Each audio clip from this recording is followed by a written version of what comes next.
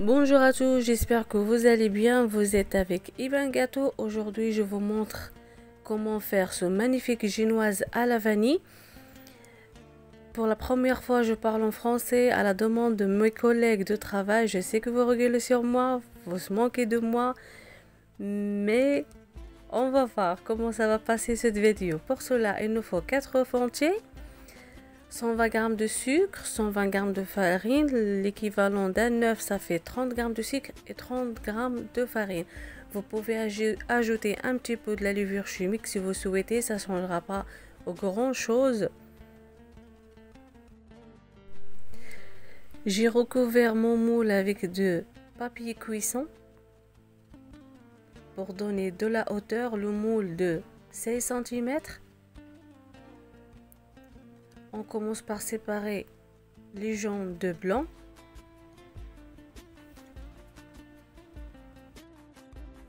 Vous pouvez mettre les œufs entiers avec le sucre, mais ça prend du temps.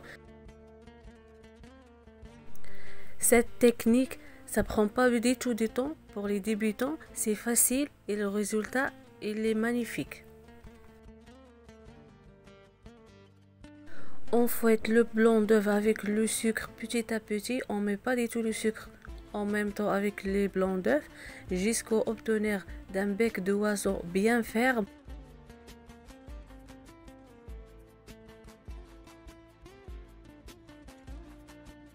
Et on ajoute le jaune d'œuf, juste 2-3 tours, ça suffira. Et on finira avec la maryse.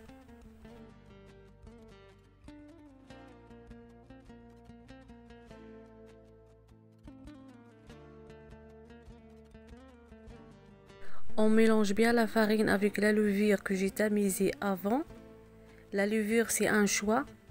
Comme j'ai dit, ça changera pas grand chose. Et on rajoute la farine sur l'appareil petit à petit. Et en mélangeant tout doucement. Comme vous voyez, ma crème, elle est bien onctueuse, mousseuse. Comme vous pouvez voir, l'appareil elle est blanche, elle n'est pas du tout jaune. Au contraire, par rapport aux œufs que vous battez ensemble, l'appareil il est plus foncé que celle-là. En mélangeant petit à petit avec le fouet, il ne faut pas l'appareil qui tombe. Si ça tombe, l'appareil il gonflera pas au four. Et ça sera une génoise compacte à l'intérieur.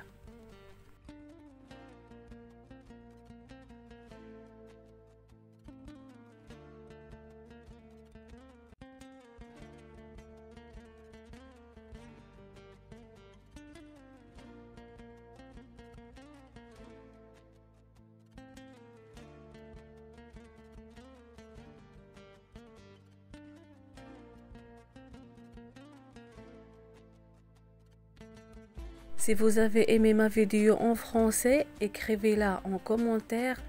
Comme ça, je sache que la prochaine vidéo, je fais en français. Si vous voulez que je fasse une vidéo en français et une autre vidéo pareille en arabe, écrivez-la quand même en commentaire pour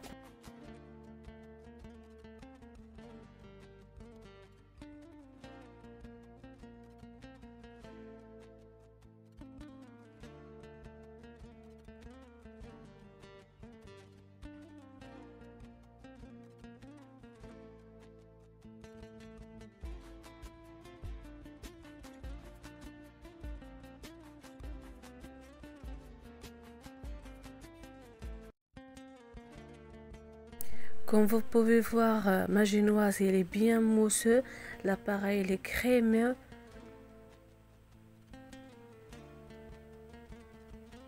Ça veut dire il est bien réussi. Si l'appareil il est liquide, ça veut dire que vous avez trop fouetté avec le fouet et l'appareil ça devient compact au four. On ramasse les bords avec une maryse.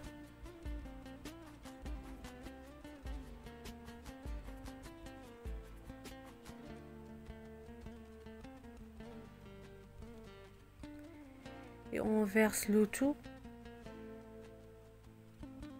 dans le moule.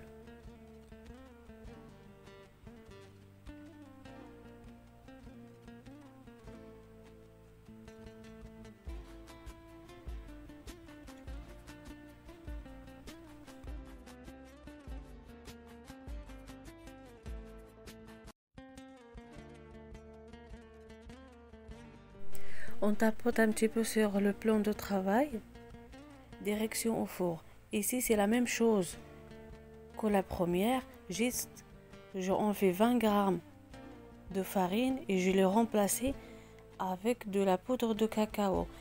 Ici, je vous montre comment j'étais tellement pressée à mélanger trop vite, l'appareil est tombé. Et la même chose, la même quantité, et ça fait pas la même valeur au cuisson.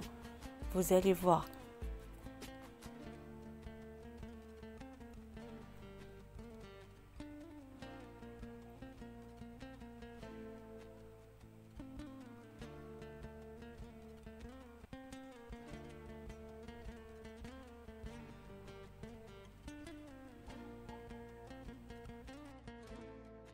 Voilà. Ici, je constate que mon appareil commence à tomber. Voilà, elle est plus mousseuse. Ça va se gonfler, mais ça va pas faire la même chose que la première. Il est un peu liquide par rapport à l'autre. Et la quantité, il est moins que l'autre. Direction cuisson 180 degrés. Là, la première à la vanille, vous voyez comment elle est bien gonflée. Elle a dépassé la hauteur du moule qui est à 10 cm. Là, elle est tellement chaude, je commence à enlever le cercle.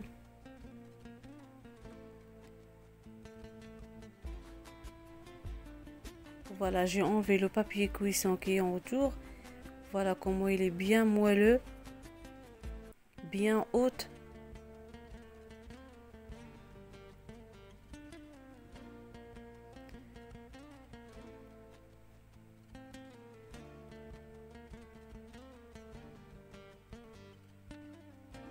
Voilà, il est bien droite.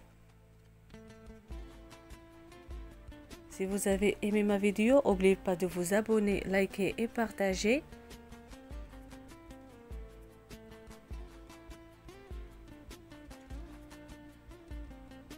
Une génoise bien réussie. Voilà, après refroidissement. Comme vous pouvez regarder, je tapote là-dessus. Je l'écrase même avec mes doigts et elle descendra pas. Et voilà la génoise au chocolat que je mélangeais trop vite et l'appareil est tombé. Voilà la différence entre la première et la deuxième. Et voilà ma génoise au chocolat sans la levure chimique. Ça donnera la même chose, la même moelleux. Même je préfère celle sans la levure mieux que l'autre. Si vous avez aimé ma vidéo, n'oubliez pas de vous abonner, liker et partager. Vous étiez avec Iman Gâteau et je vous dis à la prochaine fois. Salam alaikum.